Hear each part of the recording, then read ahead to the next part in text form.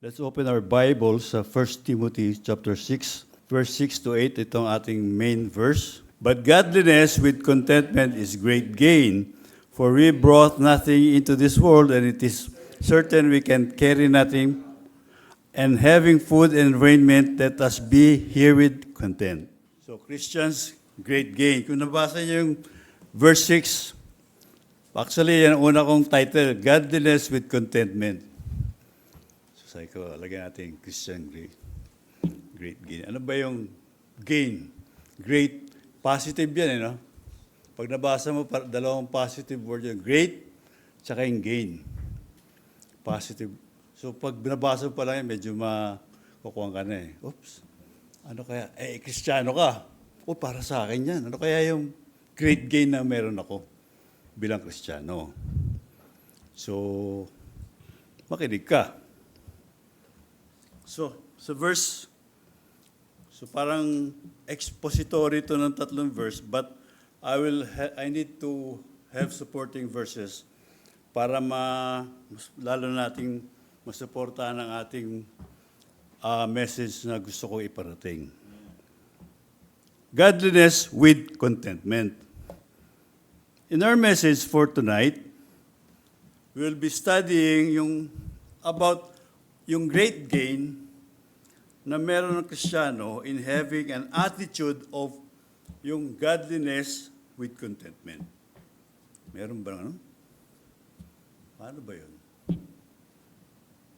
Ang main passage natin ay sa verse 6 ng 1 Timothy chapter 6. But godliness with contentment is great gain. Ano bang meaning of contentment? Ang meaning nito sa AI, a state of happiness and satisfaction.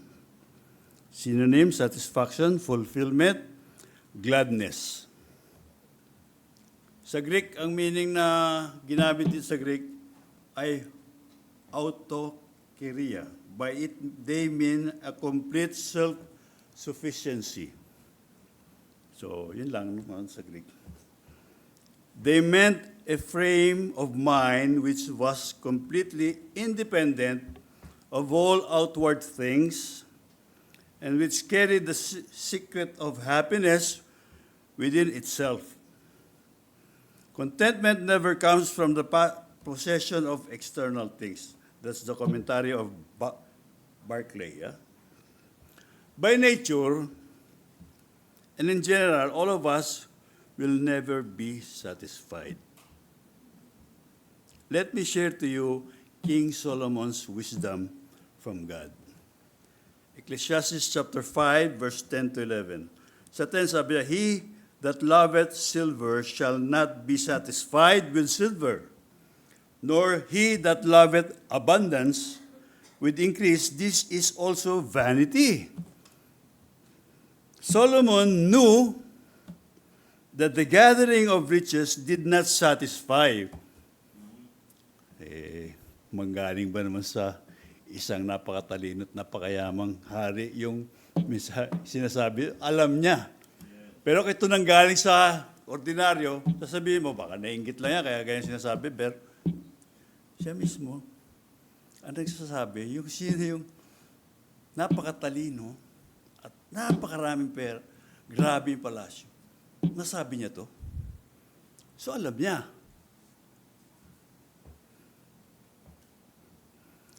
He knew this also is vanity, useless. This is coming from the very wise and rich king. So verse 11, continue tayo. When goods increase, ito, relate tayo dito. Totoo to, no? They are increased that eat them, and what good is there to the owners thereof, saving the beholding of them with their eyes. Itong verse ito dati, nila-life application ko lang ito. Hanggang sa na-develop ko na siya. Solomon knew that as one's net worth increased, so did one's expenses and the expectation of others. Hindi niya napansin. Sabi, dati ang sweldo ko, ganito, kumakasya. Tapos makisweldo ko, parang kinakapos. Di ba? Nangyayari yun. Habang dumi-increase yung ano mo, umi-increase yung mga kailangan mo, gusto mo. Hindi mo naman kailangan yung iba malamang doon. Alam siguro ng karamihan sa atin, yung, siguro, kung nunod kayo, SALN. Alam mo yung SALN? Yun yung Statement of Assets, Liabilities, and Net Worth. All government employees required mag-submit ito. Kung kilala niyo si Francisco Colayco, popular siya, lalo sa mga OFW. Siya yung financial advisor, lalo na sa mga OFW. Sa kanya, ko narinig yung advice na, to be able to know your net worth, what you need to do is to get a piece of paper and pen, list down first all your assets and liabilities. So government required ang lahat na employee to submit their SALN. Pag di ka nag-submit, ano yun? Pwede kang makasuhan. Si Corona, yung Chief Justice, diyan natanggal. Dahil sa SALN, hindi niya na-declare yung mga ibang accounts niya. Imagine, ganun ka tindi. Ano ba yung assets? Yung assets, what you own. Ano yung meron ka? Assets are categorized by how easily they can be converted to cash. Liquidity. Current assets, cash on hand, jewelry, or any other things that can be converted to cash immediately for a short period of time. Yung madali mo siyang maging pera, mai-cash. Yan ang liquid. Yung non-current, yung fixed assets, yun yung mga properties na iba, yung real estate, nag-appreciate yung mga sasakyan, iba others, nagdi-depreciate yan. Pero hindi mo yan kagad nabibenta. Di ba, minsan hirap magbenta ng lupa. So, yung iba naman, yung mga machinery, yung mga binibenta ni Brad Louis, fixed asset ang tawag dyan. Mga intellectual property. Ano rin yun, ha? Asset yun. Yung meron kang nagawang research, papapatent mo yan. Pag may gumamit yun, babayaran ka sa medicine, sa research center. Laki binabayad dyan, $25,000 para sa patent lang. No? Ganyan binabayad namin. Ano ba yung liabilities? Yung what you owe. Ano yung kailangan mong ibalik? Ano yung utang mo? Ayan ang liabilities. Liabilities are categorized by when they are due to be settled. Yung current liabilities, short-term na debt and obligation due within a year, yung mga credit cards, yung mga kailangan mo ng bayar agad, yung bills, nagastos mo. Yung long-term naman, yung mga debts na maturity niya, 5 years pa, sa pag-ibig, 30 years to pay, yan, mga liabilities yan, kailangan mong bayaran. Mortgage. Ngayon, tayo. Kailan kayo huling nag-check ng inyong assets and liabilities? Or to make it easier, simple. Kailan nyo huling binilang kung gaano karami ang sapatos nyo? O yan, yan na. Or sapatos nyo, damit, personal accessories, or any other things that we possess, yung basic needs, lagi madalas mong gamitin. Siyempre, t-shirt, mga damit, relos. Kailan nyo huling binilang? Then after nyong mag-inventory, usually ang i-check mo dyan, for example, yung sapatos mo, ay, okay pa to, konting, pakintab lang, maganda pa, ayos pa to. Pwede pang gamitin, mga 2 years pa siguro to. Lalo kung leather na totoo yan. Ang sapatos kasi, okay lang marami, kasi iba-iba yung sapatos, may pang araw-araw, may pang sports, may pang walking, may pang semi-formal, may pang formal. So hindi masama magkaroon ka ng multiple na sapatos. Ganun sa damit, sa mga babae, normal lang na marami silang damit kaysa sa lalaki. Kasi tayong lalaki, madali lang tayo mag-terno eh. Ang babae, hindi. So kaya nga sa opisina, mas maganda may uniform eh. Kasi pag wala, ang hirap. Araw-araw mag-iisip ka ng kombinasyon. So okay lang. Talaga mas maraming damit ang mga babae.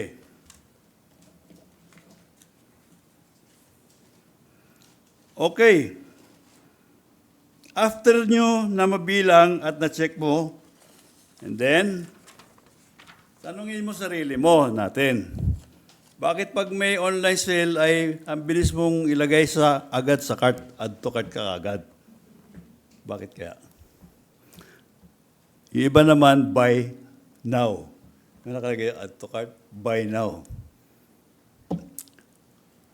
Without checking first, kung kailangan pa ba? Ang basis mo na lang kasi nakasale, 50%. Alala ko si Kuya Jun sa asawa ni Timayat. Sa Saudi, during King Fahd na reign, ang mura ng mga gulay. Kaya ang dami kong bumili. Pagdating sa bahay, sasabihin ni Kuya Jun kay Timayat, ano ba dito, hiwalay ko na, ano ba dito ang bubulukin? At anong iluluto? Kasi sigurado hindi maluluto yung iba. Binili lang kasi mura. Pero nasayang. So nangyayari talaga yun, ilalagay sa rep iba, mabubulok na yan dyan, hindi na naluluto. So sayang, di ba? Ganyan yung mga add to cart rin eh. So 50% eh. Did you ask first yourself kung bakit gusto mo na agad siya bilhin? Without checking muna na baka meron ka pa dyan na sa stock mo. Baka meron ka nga sa cabinet mo na nabili mo isang beses pa lang nagamit. Madalas ang napansin ko, ang reason ay kasi nga ang laki ng discount. Compare sa original price. At nawala na yung reason na kaya gusto mong bumili ng isang bagay ay dahil luma na, wala na sa uso, masikip na sa'yo. Pero at least, nagamit mo na siya. Hindi yung isang beses mo lang nagamit, tapos may nakita kang halos pareho, bumili ka na naman agad. Kasi nga, sale. Yung purpose mo na kung bakit ka nabili, na supposed to be, kasi kailangan mo. Dahil sira na yung luma mo, masikip na dahil nga wala kang contentment, nag-iba na at nabago na ang reason mo. Ang reason mo na ngayon ay dahil sa mura. Na kahit hindi mo need, ay binibili mo, and that applies also in other things. Alam nyo, yung needs and wants, yun ang problema. Yung needs are the absolute essentials required for survival and basic daily functioning such as food, safe housing, utilities, transportation, and health care. Ang wants naman are desires that make life more convenient or enjoyable but are not essentials for living. Yun yung wants. Diba? Narinig natin si Paul dyan. Mamaya, basahin natin yung text niya dyan. Or maybe talagang matagal na yung gusto mo at inaabangan mo lang na maging mura. For me, okay yun, no? Na you waited patiently. Gusto mo na, pero sabi mo, pagdating na bababa ang presyo. You waited patiently na maging mura siya, tsaka mo siya bili. Yun, okay pa yung gano'n. Kasi hindi yung pagkakita mo, walang isip-isip, bili, add to cart, buy now. Ganon. Yung namamahala ka pa kasi, kaya hinintay mo magmura. Yun, maganda pa yung ganon. Okay yun, di ba? Talagang nakontrol mo yung sarili mo. Hindi pa kasi meron ang sabi mo kasi sa sarili mo, meron pa naman ako nagagamit. So, makakapaghintay pa. Yun. Ganon ang magandang thinking. Pero ang totoo kasi, by nature, and in general, ang tao ay walang satisfaction sa kung ano ang meron na siya. Hindi ka mapakali kasi may budget ka pang bili. Naghahanap ka ng pagkakagastusan. Wala kasi talagang contentment in general ang tao. Example, sa cellphone. Ano yung cellphone companies? Labas ng iba-ibang features. Lalabas ng bagong model. Tapos pag may bagong model, yung mga tao nakaabang na doon sa, yung the day na i-release siya officially, nakaabang yung mga tao sa pintuan, di ba? Yan, iPhone 17. Nagpakahirap ka, halos. Pwede ko madisgrasya, nag-unaan. Nakabili ka ako. After 1 month, may iPhone 17S lumabas. May X. Kung ano nang dinadagdag, di ba? Tapos pag tinignan mo yung features, dadagdagan lang yung camera, lumaki. Kumbaga, pag titignan mo yung mga features yun, tanongin mo sarili mo, nagamit mo ba lahat ng features yun? No. I'm sure no. Di ba? Kakabili mo pa lang ng bago eh. Gusto mo na bili. Kasi, bakit? Ayaw mo magpahuli sa uso. Meron akong kailangan gano'n, talagang ayaw niya pahuli. Kailangan updated siya sa model ng cellphone. Eh, ang cellphone company, huling-huli ang ating weakness ng mga tao. Kaya labas siya ng iba-ibang model. Yung Nokia, di ba dati? Ang daming modelo, meron flashlight, meron kung ano-ano, yung iPhone, kahit yung Galaxy, lalagyan ng X, lalagyan ng X, XL. Ayun, ginawa ng damit. Hindi na napapasin ng tao yun. Ini-entice kang bumili, kahit meron ka pa. Ganon kasi nga, huli ng companies na yan, ang weakness ng tao, walang contentment. Di ba nagbasa sila ng Solomon?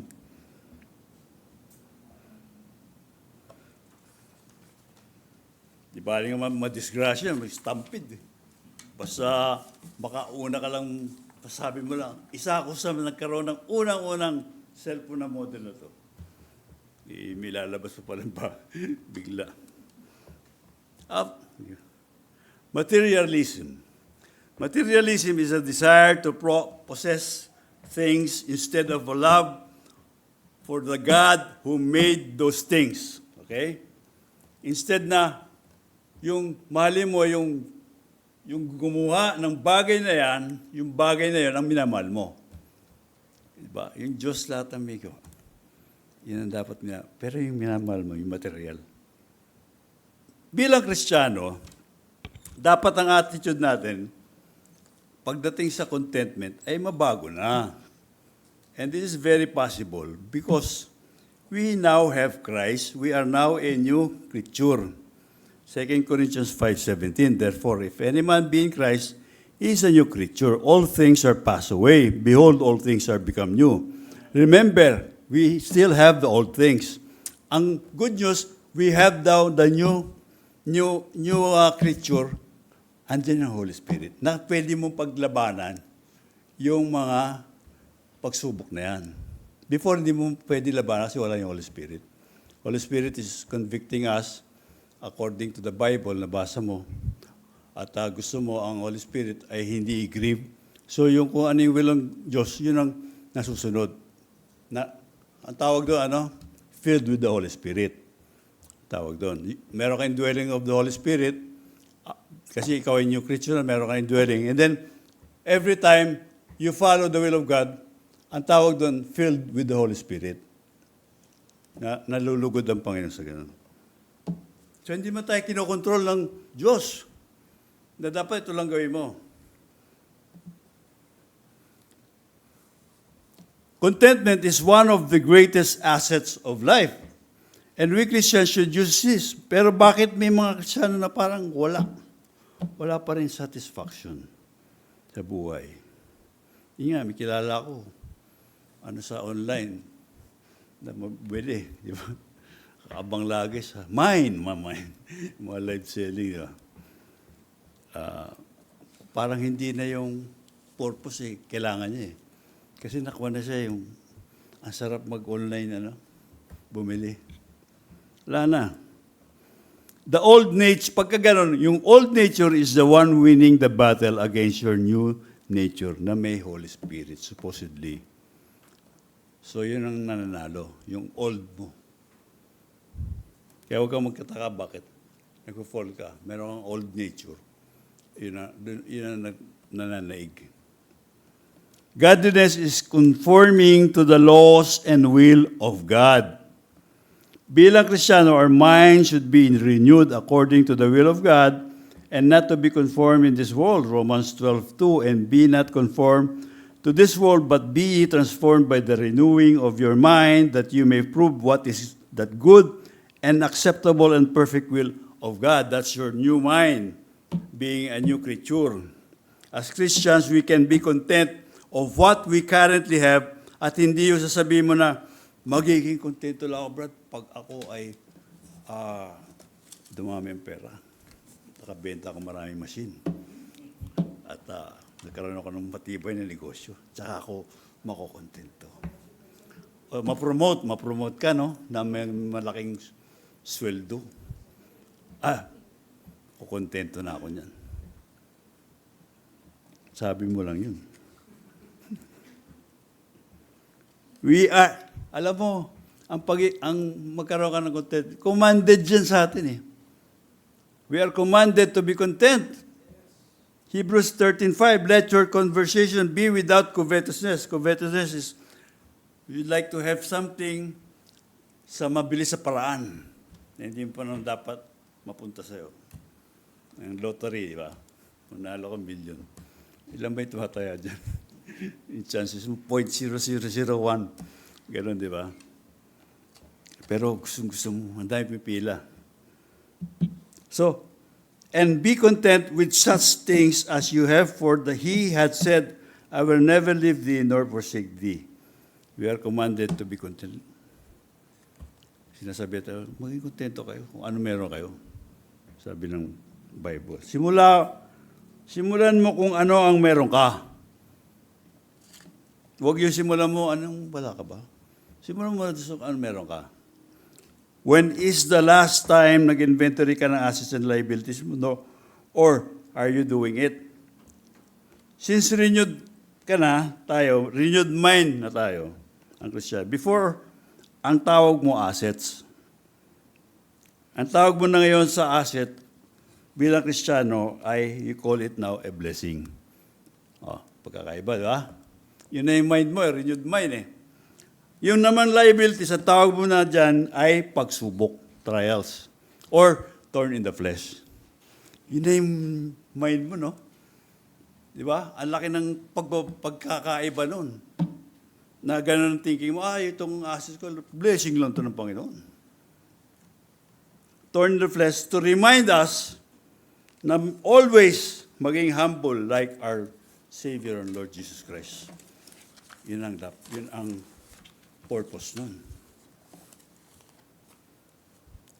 To remind us that it is only because of the grace of God that we have material and spiritual blessings. And as well as kaya nalalagpasan natin mga trials dahil lang sa mga pagsubok, dahil sa grace of God.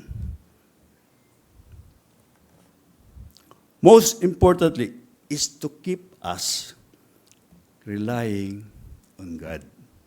Kasi pag tumaas ka na, hindi ka na nag-rely sa Panginoon, delikado yun.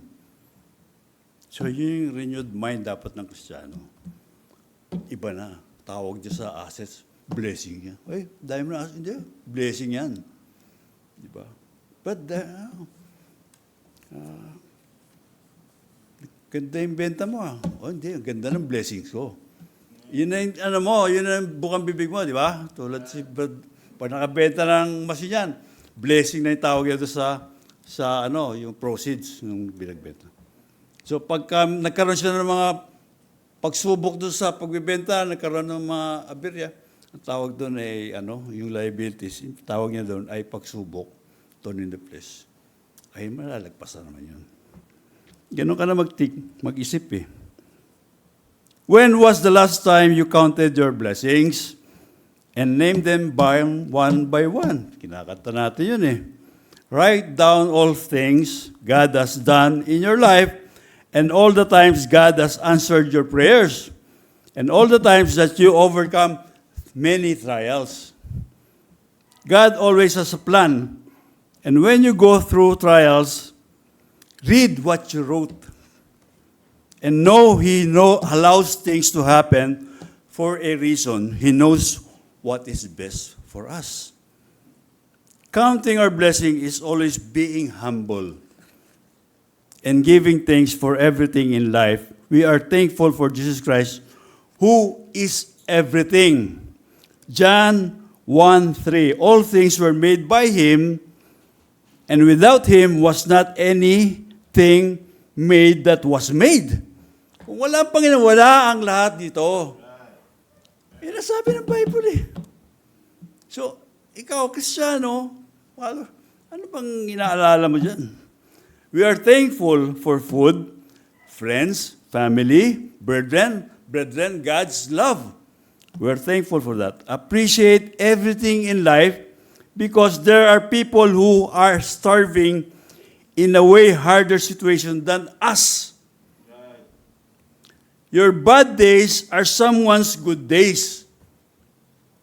Minsan, maganda araw ko, ikaw, hindi maganda araw mo. Minsan naman nakakapalit tayo. Kaya dapat, huwag kang, lagi na lang ako yung bad days. Hindi mo alam. Kahapon siya bad day, bad yung days niya. Ikaw, good day, good naman yung days mo. So, ganun lang yan eh. So, what we need, help each other. If we help you before, ang Panginoon, tinulungan tayo before, He will help us again. He will never forsake these people. Sinabi niya, I will never leave thee, nor forsake thee. Oh, anong sinasabi niya? Makontento ka. Ako bahala sa'yo. Di ba kayo mga ibon nga, wala nag-aalagat, makain, remuto. Ikaw pa kaya, na mas mahal ng Diyos yung creation niya sa tao. Thank God to His promises that He never breaks. Dapat, alam mo yung mga commandment with promises eh. Alam mo, di ba may mga commandment with promises?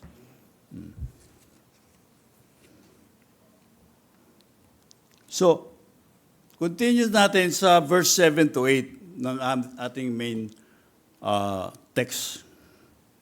Sa verse 7, sabi diyan, for we brought nothing into this world and it is certain we can carry nothing out.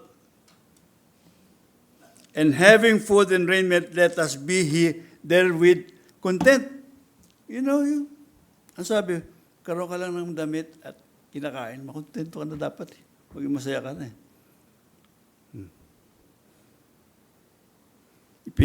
Pinanganak tayong hubad. Ewan ko kung meron ba pinanganak na may damit na? Sino ba?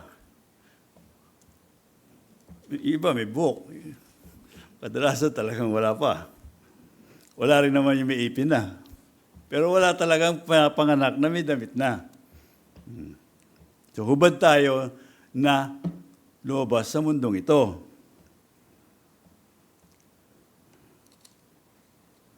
So pag namatay tayo, kung ano meron ka, hindi mo madadala. Di ba? Hubad ka ulit. Empty. Si Al-Hijaylan, law firm. Boss niya, ni Tapia. Sabi, kinukwento sa akin, parang siya yung personal assistant. Minsan daw ay matulog. Ano bakit? Baka daw paggising niya, hindi siya magising, yung yaman niya, mapunta na sa iba. Ganun yung niya. Sobrang daming pera eh. Sipin mo yun. Sana all. Hindi totoo yun. Kunento sa amin ni Ninong Tapia. In verse 8, makontent daw tayo dapat na kung ano ang meron tulad ng pagkain at damit lang. Yun ang sinabi, pagkain at damit. Yun yung basic, iba yung mga Hudyo, nahuli nila yung negosyo basic, food, tsaka damit. Kaya successful McDonald's. Mga Hudyo may-ari yan eh. Kahit sa Europe eh, sila yung magaling sa negosyo, kaya bigla silang, di ba, nung baka biglang umangat sila, pinag-initan na sila ng Hitler. Hindi nga, di ba, sa Europe, sila yung magaling sa negosyo talaga. It mentioned in our passage, godliness with contentment. Ang tanong, masama bang yumaman? Baduy, masama bang yumaman? Meron tayong text dyan. So verse 2 ng 1 Timothy chapter 6. Sabi, and they that have believing masters, let them not despise them because they are brethren, but after do them service. But rather do them service because they are faithful and beloved, partakers of the benefit. These things teach and exhort. Anong napansin niyo dyan? Merong master and servant na kapatiran, brethren, parang Kristiyano. So, ibig sabihin, merong mas nakakaangat sa buhay. Kasi ito yung master, mayroon ito yung mga servant. Kaya sabi, tratuhin nga ng maayos. So, merong nakakaangat, merong sa pagtinig naman itong context nito. This word, godliness, is very important for having riches. You may have every riches in this world, pero kung nakuha mo naman sa corruption, confidential fund, ito na, maling paraan, tulad ng corruption, or ikaw ay nandaya sa negosyo, there will never be contentment. Because kung ikaw ay totoong Kristiyan, the Holy Spirit will be convicting you to do it the correct, and unless you do it correctly, you will never have peace and happiness. Sure yan. Kahit sabihin mo sa akin, Brad, content na ako sa buhay kasi meron na ako ng lahat, pero alam ko na sa maling paraan niya nakuha. Na isa kang employer na hindi patas sa mga employee mo. You maltreat them. Madaling mawala yan dahil ungodly ang iyong ginagawa. Ecclesiastes 5:13, there is a sore evil which I have seen under the sun, namely riches kept for the owners thereof to their hurt. Wealth does not bless the life of every wealthy person, especially those who keep their riches with an ungenerous clenched fist, ganid. Sa verse 14, but those riches perish by evil travail, and he begetteth a son, and there is nothing in his hand. Madali kunin yan. Wealth can disappear suddenly through misfortune. Isang matinding pagkakasakit lang, ubos pera mo dyan. Di ba? Dito pa naman eh. Parang mga Amerikano kung gusto palit kagad ng pyesa pag sa hospital eh. Sa Singapore daw, hahanap mo silang ibang paraan bago kayong sabihin, operasyon agad. Ganun pala doon. Hindi kaagad yung diretso. Kasi merong isa, hindi daw makalunok nung nagbabara. Dito, opera na. Dinala sa Singapore. Sabi ng doktor, huwag mo damihan yung kinakain. Kunti-kunti lang. Magbabara talaga yan. Ilan pala dahilan. Siguro kumain, hindi subo na subo. Kasi kung maliit yan, dadaanin mo. Dito opera na eh. Hindi na. Totoo yun. There will never be contentment in ungodly work. Kung may riches ka man, hindi naman masama, pero may sinabi ang Bible dyan. Kung ikaw ay mayaman. 1 Timothy chapter 6, verse 17 to 18. 17, charge them that are rich in this world, that they be not high-minded, nor trust in uncertain riches, but in the living God, who giveth us richly all things to enjoy. So verse 18, that they do good, that they be rich in good works, ready to distribute, willing to communicate. Ayan ang sabi ng Bible doon sa mga mayayaman. May kumayaman ka. The apostle assumes that there will be rich people in the covenant community, so he does not scold. Hindi ini-scold. Yaman mo Ba't ka mayaman? Hindi naman Scold them for being rich, nor does he order them to get rid of their wealth. Instead, he explains what Christ would have them do with their money. Itong gusto ng Panginoon gawin niyo sa inyong mga pera. For their benefit and for the sake of the kingdom of God. Paul begins with a warning for wealthy believers not to be high-minded. Di ba, pag mayaman mo, hindi mo na makakausap Dati, tawagan niya lang Louie! Sir ang tawag sa akin, Sir na. Yeah. Pero, di ba, lumaki kayo, di ba? Pagka pinalayas sa bahay nila, sa bahay nila, sa yung takbo. Yumaman, high-minded Tinawag mo, Louie! Sino ka? Sir! Sir tawag sa akin dito? High-minded. Huwag daw maging high-minded. Isasabi. Not to be high-minded. Pride is a constant danger with riches. Diba? It is very easy to believe that we are more because we have more than other man has. Pag meron ka, iniisip mo, mas higit ka.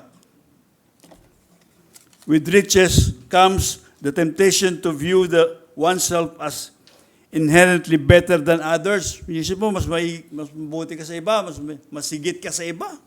Dahil mas may pera ka. As if having wealth necessarily means that one works harder or smarter than others. Mas matalino ka sa iba. Yan na pagiging high-minded. Huwag kang magmalaki. Ang dami mong blessing but you're not generous. Kasi iniisip mo, ito'y dahil sa magaling ka. Hindi mo iniisip na blessing yan Yan ang problema Kaya kamayaman or angat sa buhay, sa iba, hindi mo iniisip na yan ay grace at blessing lang ng Panginoon. Kaya meron ka. Kaya you will never have contentment. It is not sharing it. It's not sharing it. And isang tunay na Kristiyano, ang kasiyahan niya, bukod sa makapagdala siya ng kaluluwa sa Panginoon, ay yung maging blessing siya sa mga mas maliit sa Kanya. At sa church. You are not just content to keep it to your own. Yung mga blessing ng Diyos. Ang saya, di ba, pagka mag-share mo, may project ang church, sama ako dyan, meron akong blessing. Share ko dyan. Ano ba yung una nating naging project? Good speed. Alam yan? Yung second na lang bilhin. Yun ang mura. Hindi, nakabili tayong brand nyo Nagulat na lang tayo, di ba? Tapos ano nung sunod na bili? Nabili lupa. Ngayon, nagkaroon ng building. Maraming challenges. Kasama yan sa paglago. So, imbis na magsisiyan, magtulungan na tayo. Yan ang maganda. So, dyan yan. Ang isipin natin, lahat na to, kumpara sa iba, sabihin, andan yung blessing sa maiksing panahon. So, normal, nagkaroon ng mga problema, challenge, parte yun Baka kung perfect tayo, di nagmalaki na rin tayo. Yun may purpose para tayo magmalaki bilang church. We remain humble. Kasi hindi natin masabi na perfect na porket meron ka na yan. Siguro, talagang plano yan ng Panginoon. So, instead na balikan, tingnan natin ano pang pwede natin ma-improve sa pagkakaisa. Yan the best.